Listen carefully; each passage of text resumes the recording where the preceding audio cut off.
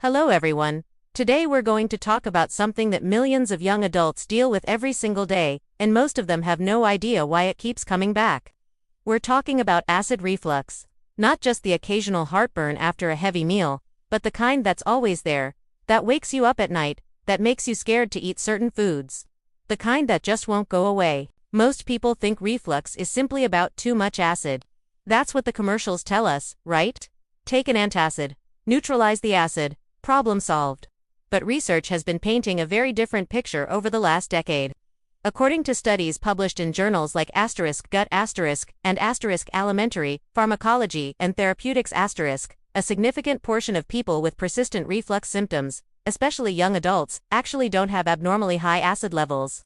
In many cases, the problem isn't the amount of acid, it's where that acid ends up. Think of your esophagus like a door. At the bottom of that door, there's a valve, the lower esophageal sphincter, whose one job is to stay shut after you swallow, so that stomach contents don't travel back up. When that valve becomes weak or behaves erratically, even a completely normal amount of stomach acid can splash up into the esophagus and cause that familiar burning sensation. A research review on gastroesophageal reflux disease highlighted that in young adults, this valve dysfunction is increasingly being linked not just to anatomy, but to lifestyle patterns, particularly diet, stress, sleep quality, and body composition. Now here's where it gets really interesting.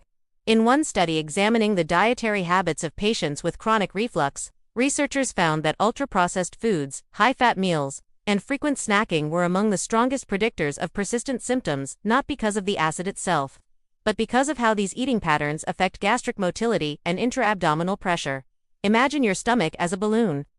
When you constantly fill that balloon with heavy, slow-digesting food, or you eat too quickly, or you eat right before lying down, you increase the pressure inside, and pressure finds a way out. In this case, upward. There's also the timing factor. According to research on circadian rhythm and digestive function, our bodies are literally less equipped to handle large meals in the evening. The muscles of digestion slow down, gastric emptying takes longer, and the esophageal valve becomes slightly less responsive at night. So that dinner you eat at 10 p.m., your stomach is still working on it when your head hits the pillow. And that's when reflux tends to strike hardest. But let's go deeper, because diet alone doesn't explain everything. In recent years, researchers have been looking at the gut microbiome's role in reflux, and the findings are fascinating. A disrupted microbiome, which is extremely common in young adults who've been on antibiotics, eat low-fiber diets, or live under chronic stress, can alter the gut environment in ways that promote bacterial overgrowth in the small intestine. This condition, known as SIBO, causes excessive gas production that increases abdominal pressure, and that pressure, again, pushes acid upward. In research investigating the overlap between SIBO and GERD, there's a meaningful association that is often missed in clinical practice. And then there's stress. I know we talk about stress constantly, but in the context of reflux, it's not just a soft lifestyle observation, it's biochemistry. Research on the gut-brain axis shows that psychological stress directly affects esophageal sensitivity. This means that under stress, your esophagus becomes more reactive to stimuli that it would normally ignore. The acid might not even be reaching the esophagus in unusual amounts, but your nervous system is amplifying the signal.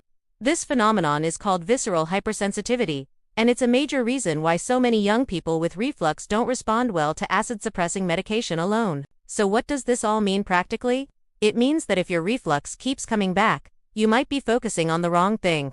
Popping antacids is like mopping up water without turning off the tap. The real work is upstream. What are you eating, and when? How fast are you eating? Are you eating under stress, in front of a screen, barely chewing? Are you sleeping enough, and is your last meal 2 to 3 hours before bed?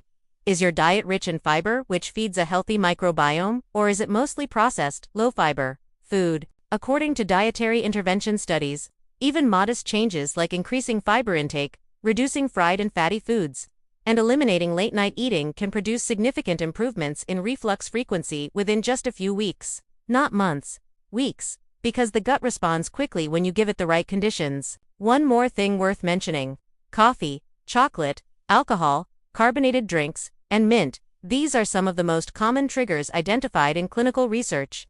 Not because they're inherently evil, but because they chemically relax the lower esophageal sphincter. They literally tell that door to swing open. If you're already dealing with reflux, These can turn a manageable situation into a constant one. The big takeaway here is this: reflux is not just a random thing that happens to some people, it's a signal. Your digestive system is telling you something about the way you're eating, living, and managing stress. And the good news is, because it's a signal, it can be addressed, not just masked. If you're a young adult dealing with persistent reflux, I really encourage you to look at the full picture before assuming medication is the only answer. Work with a healthcare provider, yes, but also take an honest look at your daily habits. Because in many cases, that's exactly where the answer is hiding. Thank you so much for watching. Take care of your gut, it's taking care of you.